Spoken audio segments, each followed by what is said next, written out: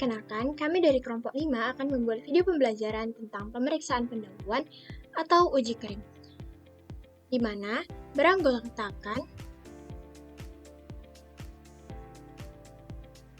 Elit Manangan Gulo, Esra Saulina Baru Sendiri, Rezu Ramadhani, Raitama Sukmawati Sihite, dan Wiranda Hasibuan. Adapun pembahasan pertama yaitu tes pendahuluan. Kita harus mengetahui bahwa tes pendahuluan ini adalah prosedur kualitatif yang mengidentifikasi ion berdasarkan karakteristik fisik dan kimianya, seperti warna, bau, pembentukan gelembung, dan produksi endapan, seperti yang tersirat dalam definisi di atas. Nah, tes pendahuluan ini merupakan langkah pertama dalam analisis kualitatif, yang biasanya meliputi pengamatan sifat fisik sampel. Jadi, pemanasan, uji nyala manik-manik boraks, manik-manik fosfat, manik-manik natrium, karbonat, dan uji reduksi arang juga merupakan bagian dari rangkaian pengujian awal atau uji pendahuluan.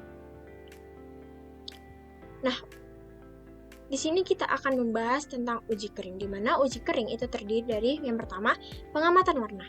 Jadi, uji kering ini dapat dilihat dari warna, bau, bentuk.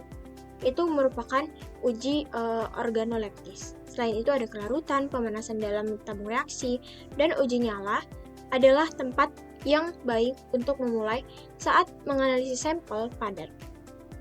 Jadi warna, bau, kelarutan, dan keasaman itu adalah langkah pertama dalam menganalisis sampel cairan.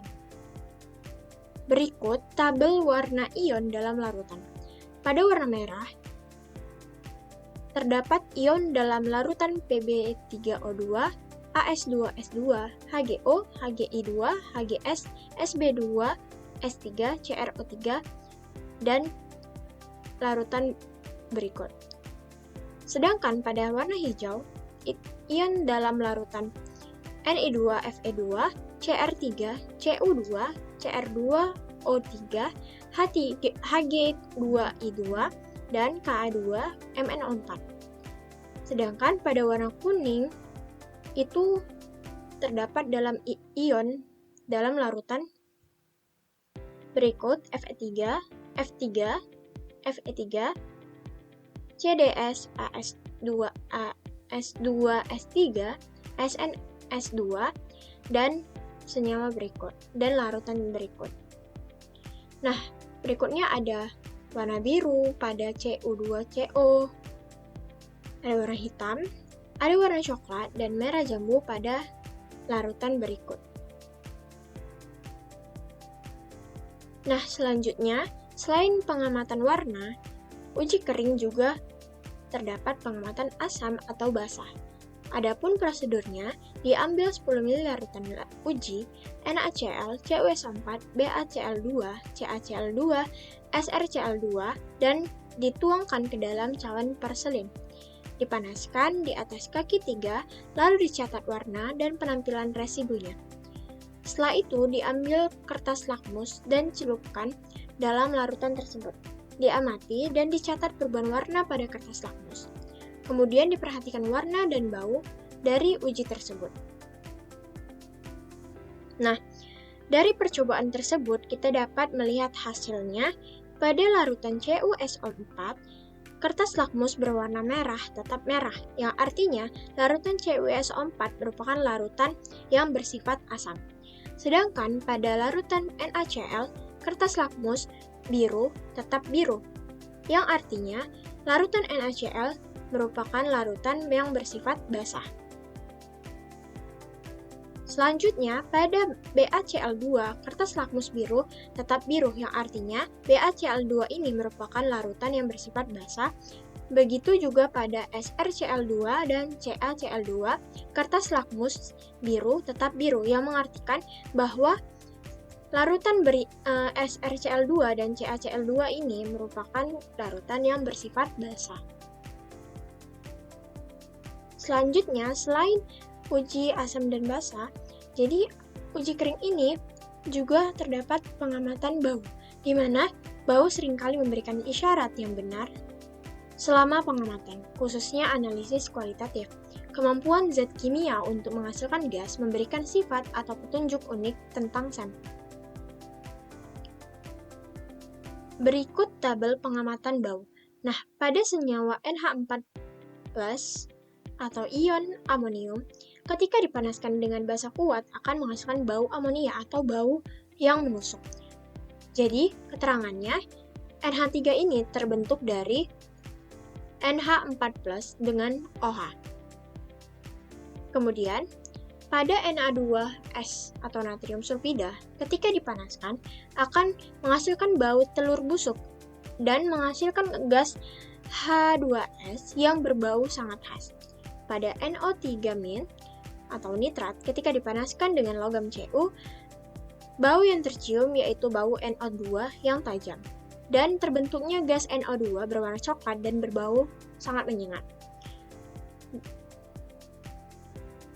Pada Cl- ditambah dengan H2SO4, menghasilkan bau HCl tajam dan terbentuk gas HCl yang menyengat dan menusuk hidung.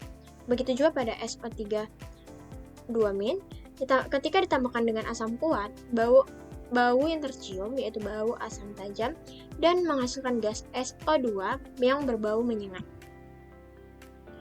Nah, selain uji kering, ada juga uji nyala, di mana pada prosedurnya yaitu di dalam larutan uji 0,5 ml ditambahkan 0,5 ml HCl pekat, pijarkan kawat platina dalam bunsen tidak berwarna dan celupkan kawat yang masih panas ke larutan uji NaCl, CuSO4, BaCl2, CaCl2, dan SrCl2. Kemudian ditaruh kawat platina dengan sedikit cuplikan yang masih menempel ke nyala bunsen. Setelah itu diamati warna nyala yang terjadi. Nah, adapun hasil yang kami dapatkan, pada uji nyala larutan NaCl menghasilkan nyala api berwarna kuning. Sedangkan pada SrCl2 menghasilkan nyala api seperti merah darah. Pada BaCl2 menghasilkan nyala api hijau seperti ada warna hijaunya. Kemudian pada CaCl2, karena di sini terdapat ion Ca, maka menghasilkan warna nyala api seperti berikut. Dan pada CuSO4 terdapat ion Cu yang menghasilkan nyala api berwarna biru. Nah, selanjutnya kita akan membahas tentang uji manik boraks. Adapun prosedurnya, diambil sampel yang mengandung boraks atau senyawa asam borat dan diletakkan dalam cawan porselin. Kemudian ditambahkan 5 ml etanol ke cawan porselin dan diaduk. Kemudian dibakar isi cawan dengan korek api dan diperhatikan warna nyala yang terbentuk. Adapun hasil yang didapatkan pada mutiara dapat melihat hasil nyalanya itu seperti ini. Ini merupakan hasilnya oksidasi mutiara boraks berwarna putih.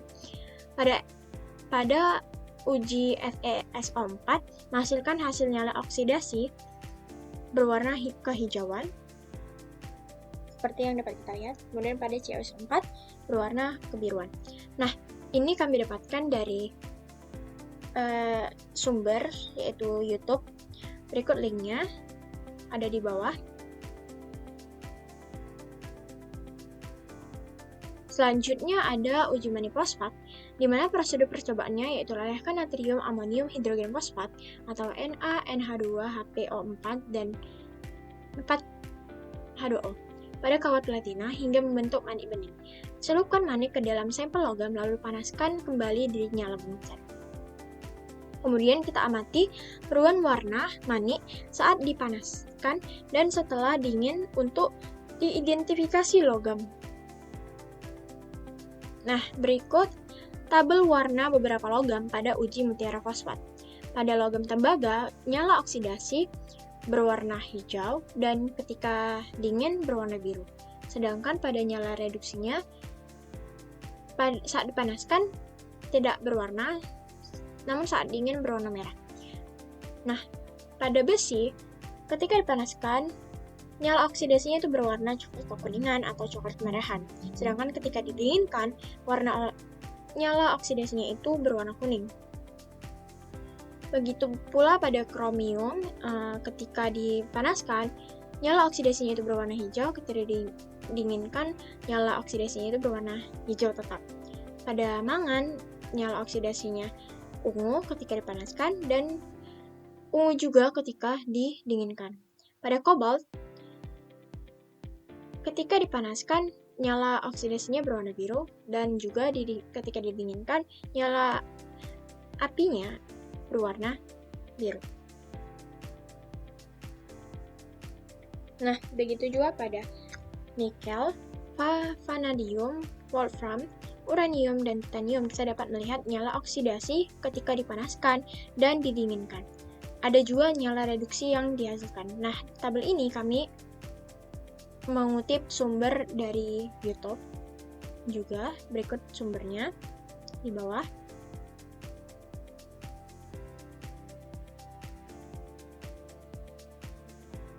Pada uji manik fosfat atau di sini ada tabel manik-manik boraks atau fosfat dan natrium karbonat. Kita dapat melihat ketika boraks atau Na2B4O7 dipanaskan di kawat platina, warnanya lah dingin atau panas. Ketika dipanaskan atau didinginkan, pada CO2+ itu menghasilkan warna biru, Cr3+ menghasilkan warna hijau, dan kuning pada Fe3+.